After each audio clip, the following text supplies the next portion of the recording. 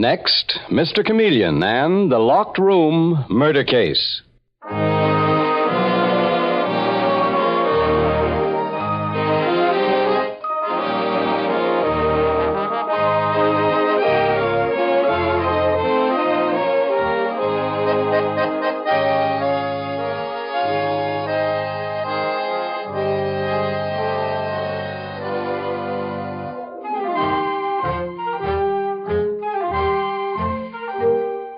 Tonight, we again present the famous Mr. Chameleon of Central Police Headquarters in his famous cases of crime and murder.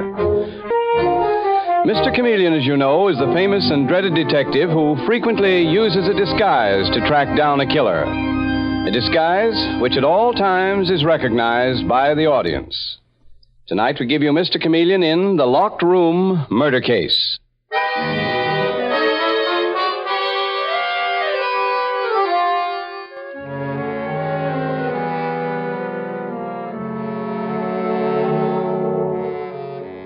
The scene opens in the home of a retired businessman, Harvey Watkins, who, while retired, still keeps a finger on his many business interests and operates an office in his home. And it is there that we find him, angrily facing his confidential secretary, Arthur Finley, as he says the words that lead to a fantastic murder case. Finley, I've been going over your accounts. You're $5,000 short. There must be a mistake, Mr. Watkins. No, there's no mistake, Finley. You stole $5,000. I want it back. I've taken a lot from you, Mr. Watkins, but you can't brand me a thief. You get that $5,000 back before 3 o'clock this afternoon, or I'll have you jailed. Is that clear? Let me pay it back to you, Mr. Watkins, out of my salary. Hold out $100 every month. I said today, Finley. Get out, Finley. 3 o'clock or jail. When you leave, ask my daughter Rosalind to come here.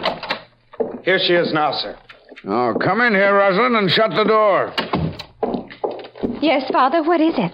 I just gave Arthur Finley until 3 o'clock to pay back $5,000 that he stole from me. Stole from you, Father?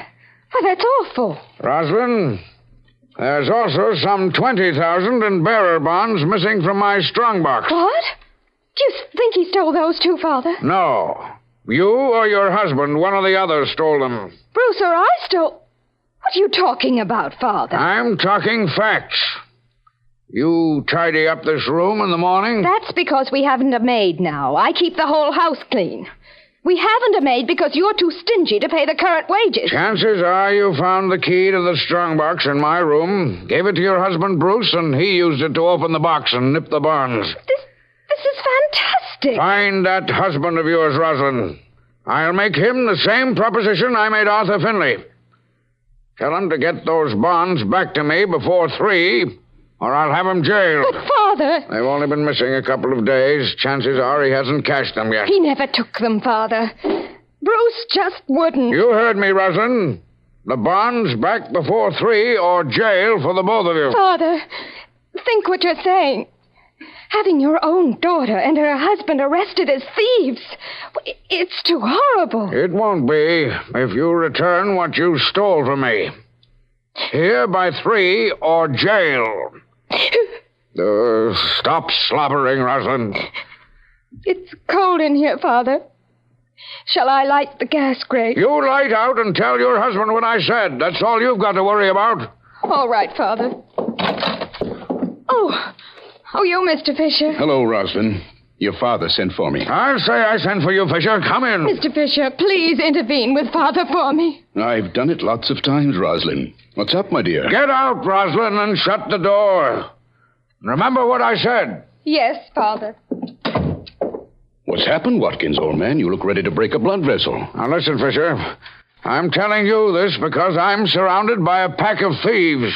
Pack of thieves, Watkins? You've had these ideas before. I caught that confidential secretary of mine red-handed. Stole $5,000 from me. Gave him till 3 this afternoon to make good, or I'd have him jailed. Arthur Finley, you mean? By George. I'll take the responsibility for that. I hired him for you. Forget it, Fisher. That's not the half. And my own daughter, Rosalind, and her husband, Bruce, snitched $20,000 in bearer bonds from my strongbox. What do you say to that, Fisher? What would you do about that? I'd say Rosalind is your daughter, and that to err is human, and to forgive divine. That's because you're a soft-hearted old fossil. I gave them the same treatment I gave Arthur Finley. Return what they stole before 3, or jail. No, not that, Watkins. You simply can't. I can and I will, Fisher. And I'll tell you another thing. Any of the 3, including my daughter, is capable of killing me. I know murder when I see it blazing from people's eyes. Let me try to straighten this out, Watkins, old man. Look before you leave. I am looking, Fisher. Now, here's a letter I've written the police. If anybody kills me, you give it to them. Or better still, stick it in the mailbox when you leave. I'll not mail any such letter, Watkins. Do as I say and don't argue with me. I won't mail it. I said to look before you leap.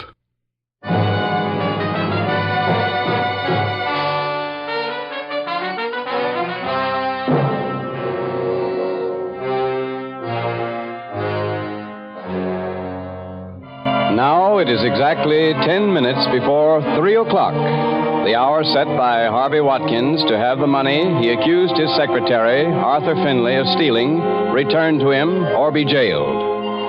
And he dished out the same threat to his daughter Rosalind for her husband Bruce, accusing them of stealing $20,000 in bonds. Now we hear Rosalind saying, Bruce, do you smell anything in here? Smells like gas to me, Rosalind. That's what I thought. Rosalind. Bruce, what's wrong, Finley? Come quick. Gas is pouring out of Mr. Watkins' library from under the door. What? And I can't get in. The door is bolted tight. Bolted? Come on, we'll run outside and look in the window. Just hope Father isn't in there. He might be asphyxiated. Oh, here's the window. I'll try to lift you up, Finley, so you can look in. Okay, Bruce. Come on. Here we go. There, I've got hold of the window ledge, Bruce.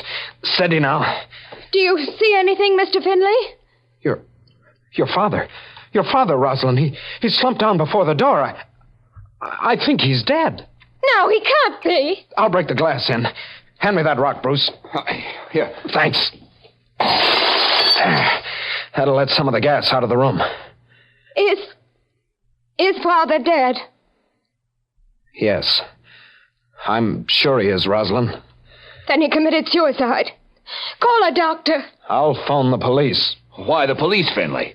Because I think you and Rosalind killed him, Bruce. Killed him? What do you mean? How could we gas a man to death in a bolted room?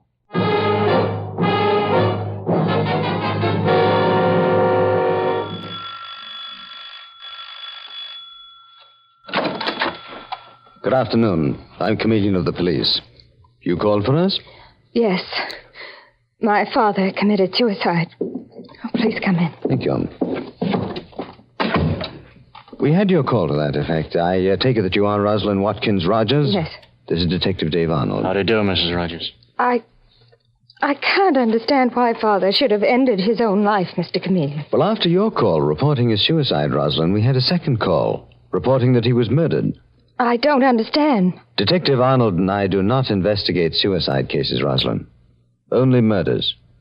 Nobody could have murdered my father, Mr. Chameleon. He locked himself in his study, turned on the gas logs in the grate, and died in there alone.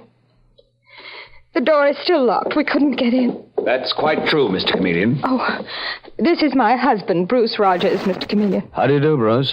That's the door there, Mr. Chameleon. Try it. You'll see it's bolted from inside. Well, I'll leave that to do Detective Arnold. Shall I smash it in? No, Dave. Try your keys first. Okay, Mr. Chameleon. Hey. What do you think, Mr. Chameleon? I think the door was not bolted from the inside, as Bruce and Rosalind said, Dave, but locked from the outside by the murderer. What does that mean? If your father had locked himself in, Rosalind, Detective Arnold's key couldn't have entered the lock so easily. There's no key inside on the floor, Mr. Chameleon. I can't understand this. Nor can I, Mr. Chameleon. You wait here with your wife, Bruce. After Detective Arnold and I have seen the body and looked over the murder room, we may have something. There's the body, Mr. Chameleon. Died from gas, all right. See his collar? Yes, Dave. I think I'll look over the gas grate. Well. The on and off lever has been tampered with, so the gas can't be turned off. And the damper to the chimney is dead shut. And that's not all, Mr. Chameleon. This murdered man was bashed on the head before he was bumped. What do you know? I know why I never believed in locked room murder mysteries, Dave. And that most murderers are stupid people. Sure, but where does that get us? Easy, Dave. I think I hear Bruce and Rosalind talking outside. Come, sneak over to the door. If Mr. Chameleon is suspicious of us, it'll be because you told him that door was bolted instead of locked, Bruce. I know how to handle that, Rosalind. I'll tell him a few things when he comes out. Open the door, Dave. Well, Rosalind, your father did not kill himself. He was murdered. How unspeakable. Mr. Chameleon, I've been thinking about that locked door. You have, Bruce? The only person who could have locked Rosalind's father in there to die was his confidential secretary, Arthur Finlay. Really? Father gave him until 3 o'clock today to return $5,000 he'd stolen from him. And threatened him with jail if he didn't, Mr. Chameleon. That's what I was leading to. Why didn't you tell me this before? Why, I had no opportunity, Mr. Chameleon. Oh, it's the phone. I'll answer it, Rosalind. Hello, Chameleon of the police speaking. Oh, Chameleon, this is the commissioner. Oh, hello, Commissioner. Funny thing, Chameleon, but a special delivery letter just got here from the murdered man, Harvey Watkins. From the murdered man? Right. Want me to read it to you, Chameleon? No, tell me what's in it, Commissioner. Well, the letter says he caught his confidential secretary stealing $5,000 from him. Yes, I know that already, Commissioner. He also says that his daughter Rosalind and her husband Bruce Rogers nipped $20,000 in bearer bonds from him. What? Go on, please. He says he gave them all until 3 o'clock today to make good, or he'd have them jailed. And follow this, Chameleon. What, Commissioner? The letter says he's afraid the daughter and husband, or the secretary, Arthur Finlay, may murder him if they can't make good. Says he saw murder in all their eyes. Well, he saw it in somebody's eyes, Commissioner. Goodbye. Bye, Chameleon. Well, Bruce, that was the Commissioner of Police. The police commissioner, Mr. Chameleon. Yes, Rosalind. And it seems I have a pretty clear murder case against you and your husband. No. He's bluffing, Rosalind. Don't let him frighten you. Oh, come now. You stole $20,000 in bonds and had until 3 o'clock to return them to the murdered man or jail. That is no bluff. And your wife reported a phony suicide at precisely 5 minutes before 3. We never stole any bonds from Father. That was pure imagination on his part. Oh, come on. We've got a letter at police headquarters to prove that you did. Written by your murdered father. Oh, no. Pull them both in, Dave. Hold them on detention. Okay, Mr. Chameleon. That's the doorbell. Let me answer it, Mr. Chameleon. All right. Open it, Rosalind. Oh, Mr. Fisher. Mr. Fisher. This is Mr. Chameleon, the detective. Tell him Bruce and I didn't murder Father. Of course you didn't, you poor child. I can explain everything to Mr. Chameleon, dear. Well, if you can, you're good, Mr. Fisher. Incidentally, who are you? My full name is Jazzle Fisher, Mr. Chameleon. And I've been the partner of Rosalind's dead father some 30-odd years. And this dear child or her husband didn't kill him. Well, whether you think so or not, Mr. Fisher, I'm holding them on suspicion of murder. You won't hold them after I tell you what I know, Mr. Chameleon. You'd be making a fool of yourself, sir. And I'll tell you why. All right. Why, Mr. Fisher? My murdered partner, Harvey Watkins, got me out here this morning. This morning? Yes, Mr. Chameleon. He was in a state of fury. Why? He told me his confidential secretary, Arthur Finlay, was short $5,000 in his accounts. And he's given him until 3 today to make good. Yes, I know, or he'd have him jailed. Exactly, Mr. Chameleon. Then he told me Rosalind and Bruce here had stolen some $20,000 in bonds from his strongbox, and that he'd given them until 3 to return the bonds. That is why I'm holding them on suspicion of murder, Mr. Fisher. But they didn't steal any bonds, Mr. Chameleon. Watkins later found the bonds in one of his desk drawers. Found them, you say? Yes. Dave, look through that desk in the murder room, please. Right away, Mr. Chameleon. I don't think Detective Arnold will find the bonds there, Mr. Fisher.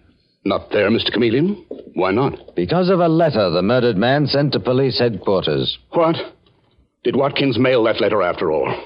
He asked me to and I refused. He must have been completely insane. Chameleon, here are the bonds. 20,000 even. Oh, thank heaven, Bruce. That leaves us out. You bet it does, Rosalind. Thanks to Mr. Fisher. It's too early for thanks, Bruce and Rosalind. You're both still under suspicion of murder. Father's confidential secretary, Arthur Finley, killed him. I know he did. I know he did. Give me his address.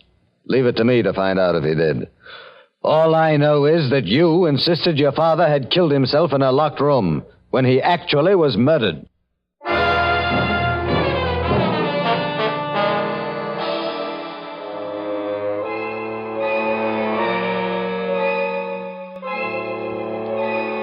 Mr. Chameleon and the Locked Room murder case continues in just a moment.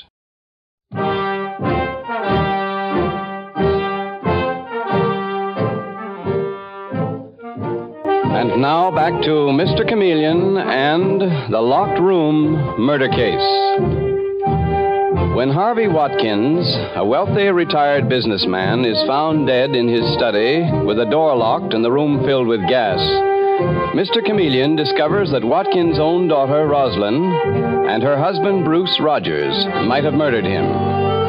But now, shortly after, we find Mr. Chameleon and Detective Arnold confronting Arthur Finley, the murdered man's confidential secretary, in his modest flat. And we hear Mr. Chameleon say, Finley, I wonder if you realize you are giving me one of the most ridiculous stories that I've ever heard. A kid just learning to walk wouldn't fall for that one, Finley. I'm telling the truth, Detective Arnold. Oh, come now, Finley. Are you trying to make us believe that 5,000 cash you've got there was lent you by a friend to make good the 5,000 you stole from your murdered employer, Harvey Watkins? Mr. Chameleon, I didn't steal, embezzle, or make off with a cent of Mr. Watkins' money. Oh, now let's not be too ridiculous, Finley. Why go back to Watkins' house to make good 5,000 you didn't steal from him? It's nuts on the face of it. I tell you, rather than get pinched for a crime I didn't commit, I borrowed the 5,000 to give Mr. Watkins. Oh, come on. I knew he'd give it back to me when he found out that my accounts were straight, Mr. Chameleon. So just as you were entering the house, you smelled gas, found the door to Mr. Watkins' room locked? That's what I said. I ran and called Bruce Rogers and his wife, Rosalind. We ran outside, and I smashed in the window and saw him dead. Why didn't you unlock the door in the first place, Finley? You had a key to the murder room, didn't you? Oh, I didn't have the key with me. I left it here. Who loaned you this 5,000, Finley? My mother. Where is your mother, here? I lied about that. My mother is dead, Mr. Chameleon. But I won't tell you where I got the money. Oh, you won't you? Never mind, Dave. Come along. We put men up for murder on less likely stories than this, Birds. You can't put me there, Mr. Chameleon. I'm telling the truth. Well, I've caught you in one lie. Tell me, did Bruce Rogers give you this money? What? Him? Why, he killed Mr. Watkins himself. Okay, Finley, that's all for now. Let's go, Dave. Goodbye, Finley. But don't get the idea that I finished with you. Oh, brother, what a cockeyed story that guy gave us, Mr. Chameleon. He's near enough to the electric chair to be singed by the sparks, Dave. I'll say he is. The whole case hinges on whether his accounts on the murdered man's books were off to the tune of 5,000 or not. Yeah, I get you, Mr. Chameleon. Now, I'll get back to headquarters, Dave, and start the wheels turning to find that out. Well, what about me? Where do I go? Back to the murder house, Dave. Sneak in if you can and look for any clues that indicate who turned off the main gas line to the house, near the meter. Hey, so that's why there wasn't much gas coming out of the grate in the murder room. Oh, what a dope I am. It was probably turned off by the murderer. Afraid perhaps that somebody might snap on a switch or light a match and blow up the house.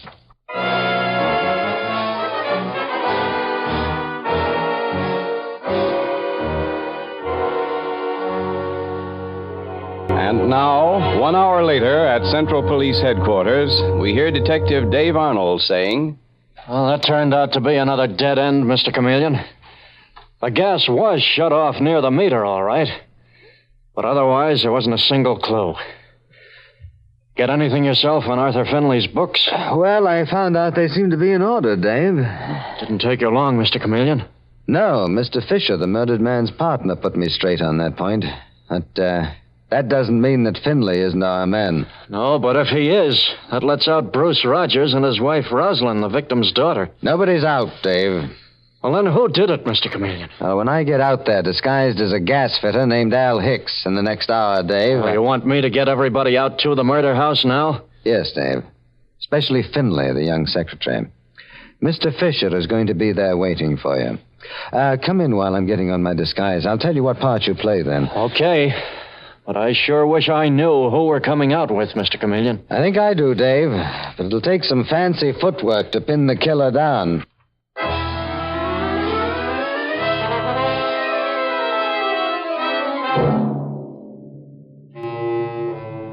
And shortly after, we see Mr. Chameleon in his disguise as Al Hicks, gas fitter, in greasy coveralls, about to enter the murder house, and we hear him saying...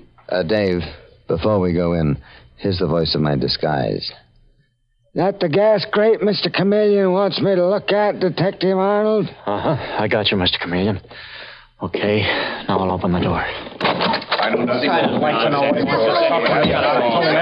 Who is this man, Detective Arnold? He happens to be a gas fitter, Bruce. Name of Al Hicks. A gas fitter?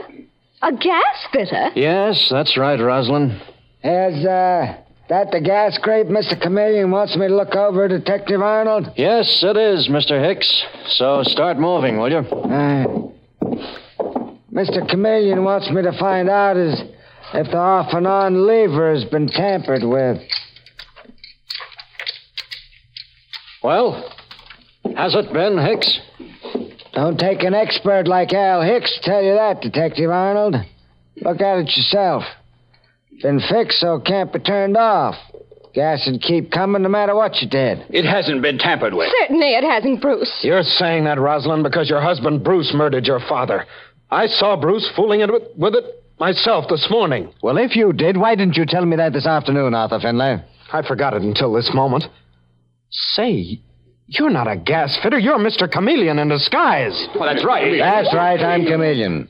So you saw Bruce Rogers fix this gas grate so the gas couldn't be turned off, Finlay. I suspected as much myself. Oh, Bruce. Bruce, how could you? Bruce didn't, Rosalind, you poor child. Now, don't accuse your husband. Think what you're saying, my dear. Arthur Finlay, your father's secretary, murdered him and then locked the door to deceive the police. You're a liar, Fisher. I didn't, Mr. Chameleon. Finlay, who gave you that $5,000 I found you with this afternoon? Now answer fast. Nobody gave it to me. It was the money I stole from Mr. Watkins. But I'm not taking a murder rap for it. His son-in-law, Bruce, killed the old man. Mr. Chameleon, isn't that exactly what I told you? Isn't it evident Finlay murdered my partner, Harvey Watkins, and now is trying to place the crime on these innocent young people, Bruce and Rosalind? Oh, Mr. Fisher, you're the kindest man I ever met. I don't think he is, Rosalind. Mr. Fisher killed your father. What's that, Chameleon? I killed him. Well, you've lost your head. I told you exactly what happened. You told me exactly nothing, Fisher. You told me that Finley's accounts were in order. That's what I believed at the time, Chameleon. You didn't believe anything of the sort, Fisher. You told me Finley's accounts were straight because your own were crooked. My account's crooked, Chameleon. Ridiculous. Ever hear of the police auditors, Fisher? Here is their report. You drained your trusting partner of everything he had. Arthur Finlay, his secretary, murdered him. That's what I got the flash on you in the first place, Fisher. When Rosalind here was saying that her father was a suicide, you said nothing about suicide. Why should I have, Chameleon? Because you knew it was murder. That's why. Those are guesses, Chameleon, and guesses don't hold up in court. Give me that key you have to the locked murder room, Fisher, or I'll throw you on the floor and take it from you. Quick, now, let's have it. All right. Here they are, Chameleon. I'd like to kill you. Don't try it, Fisher. Don't try. You put those bonds Detective Arnold found back in the murdered man's desk, hit him over the head from behind, and then turned on the gas, locked the door, and left the room, right? If I confess, will it help me get a lighter sentence, Chameleon? Confess or not, you'll get the chair, Fisher. Dave, take him. The case of the locked room is over. And how, Mr. Chameleon?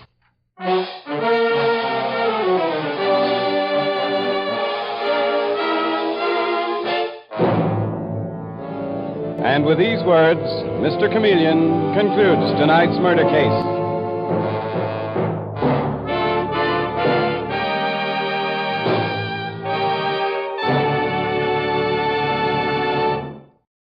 The part of Mr. Chameleon is played by Carl Swenson. with dialogue written by Frank Hummert from the original story by Frank and Ann Hummert.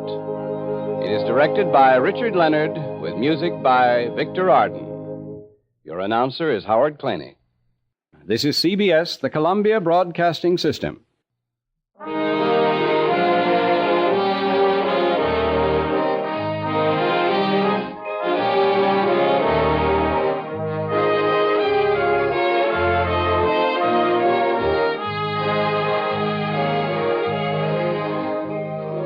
This is CBS, the Columbia Broadcasting System.